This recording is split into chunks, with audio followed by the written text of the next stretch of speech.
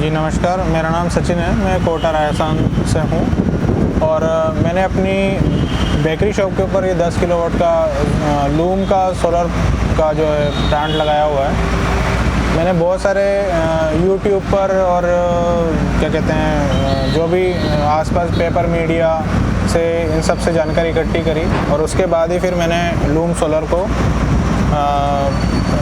से ही मैंने इसी का ही इन्वर्टर और इसी के ही पैनल लगाने के बारे में डिसाइड किया।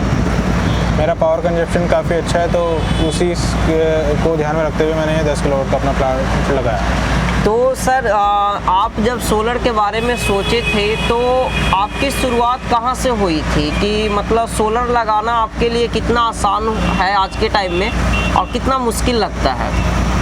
देखिए आसान तो नहीं है।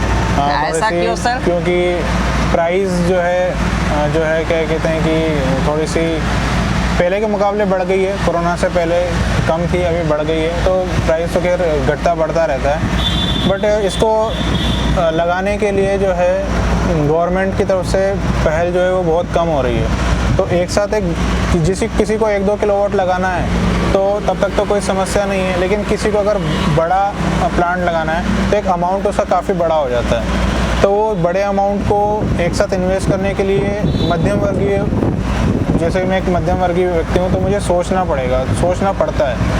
तो उसी का फिर निष्कर्षण जो मैंने सर्च किया, बैंकों से जानकारी ली और हमारे पड़ोस में एक कैनरा बैंक है जो गवर्नमेंट बैंक है, SBI है, कैनरा है, बैंक ऑफ बड़ौदा है।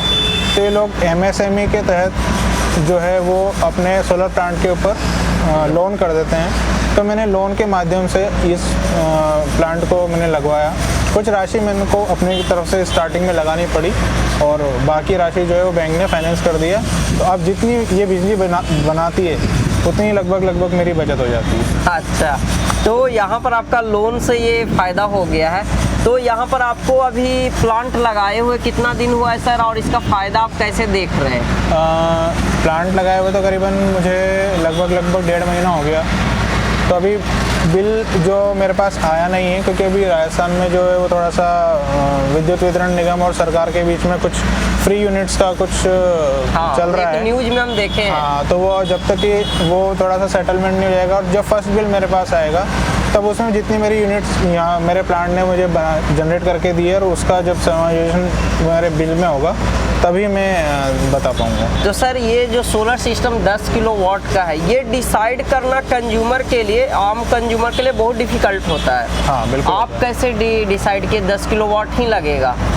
मैंने जो मेरी मंथली जो खपत है वो मैंने साल भर के अंदर देखा कि मेरे साल भर कितनी खपत हो जाती है। तो उसके पर आधार उसको कैलकुलेट करने के बाद फिर जो हमारे यहाँ के जो डीलर थे तो उनके जो टेक्नीशियन हैं उनसे बातचीत करने के बाद ही ये डिसाइड किया कि भाई लगभग हमें 10 किलोवाट तो हमें लगाना ही पड़ेगा ताकि हमारा लगभग 80 से 90% जो है खर्चा उसके अंदर समायोजित हो जाए।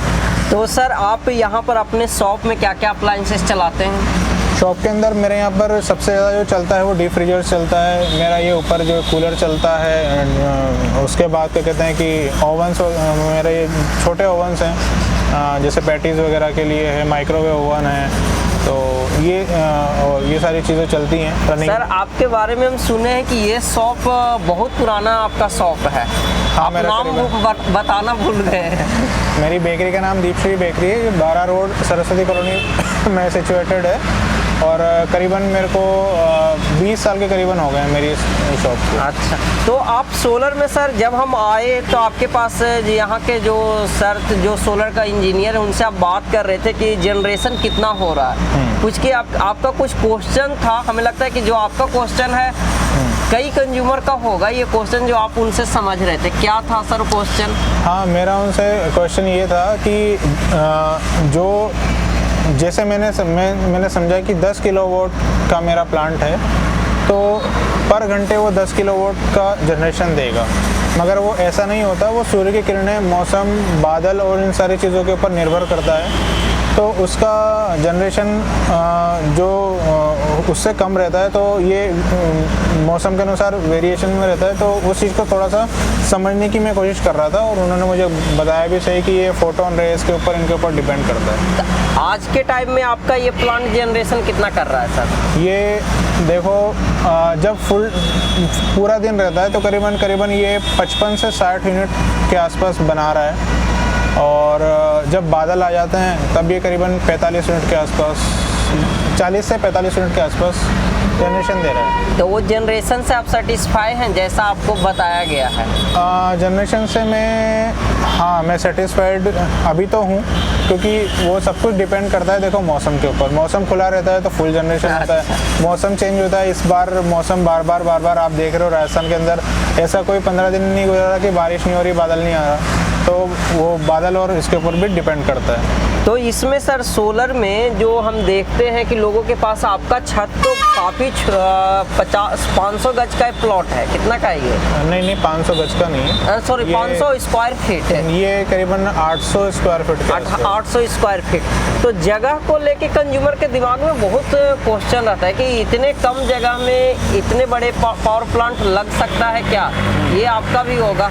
हाँ, मेरा भी ये थोड़ा सा था, मगर वो सब कुछ डिपेंड करता है। जो स्ट्रक्चर डिज़ाइन करता है, स्ट्रक्चर बनाता है, वो पहले जगह को देखता है। और मैंने जिनसे लगवाया उनसे मैंने एक ही बात करी थी कि मुझे शेडो फ्री ही शेड चाहिए, तो इसलिए हम लोगों ने इस प्लांट को जो है थोड़ा सा हाइट पर लिया। अदरवाइज़ तो ये नीचे भी रह सकता था, अगर नीचे रहता तो हमें ये थोड़ा सा कम किलोवाट का। आपका हम सर साइट पर अभी देखे हैं, ये पानी का मोटर अलग से एक रखा हुआ है जो क्लीनिंग के लिए है, और ये भी शायद लगता है बाद में बनाया ये है। मैंने बाद में बनवाया है पैनल को क्लीन करने के लिए। अच्छा, तो यहाँ पर क्या क्लीनिंग का कितने दिन पर रेगुलर करना पड़ता है? भाई क्लीनिंग का तो ऐसा है कि अगर आप सप्ताह भर में एक बार, और यदि आप 2 बार कर लें तो जैसे भी समय निकले तो बहुत अच्छा है। बट पैनल अगर क्लीन नहीं रहेंगे तो फिर आपके जनरेशन पे फ़र्क पड़ सकता है। तो टाइम टू टाइम क्लीनिंग बहुत ज़्यादा ज़रूरी है। तो मतलब सप्ताह में एक बार आप करते हैं? हाँ, मैं सप्ताह में एक बार। राजस्थान में सर एक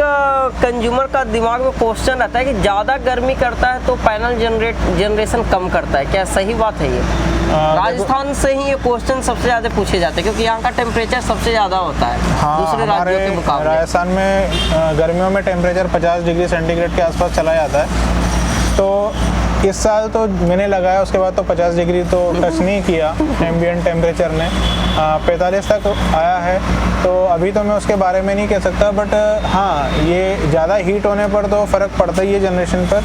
अब कितना पड़ता है ये तो भविष्य में जब आएगा होगा तब पता चलेगा जनरेशन का। और कुछ बताना चाहते हैं सर ऑडियंस को या कंपनी को या और आसपास जो आपको वीडियो देखेंगे?